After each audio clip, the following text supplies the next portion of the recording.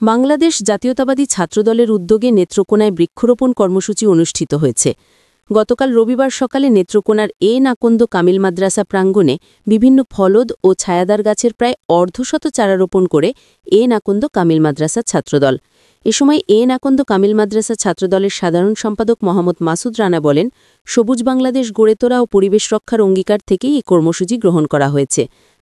আজ 14 সেপ্টেম্বর 2025 বাংলাদেশ জাতীয়তাবাদী ছাত্রদলের বৃক্ষরোপণ কর্মসূচির অংশ হিসাবে নেত্রকোনা এনাকন্দ কামিল মাদ্রাসার প্রাঙ্গণে অনুষ্ঠিত হচ্ছে বৃক্ষরোপণ কার্যক্রম।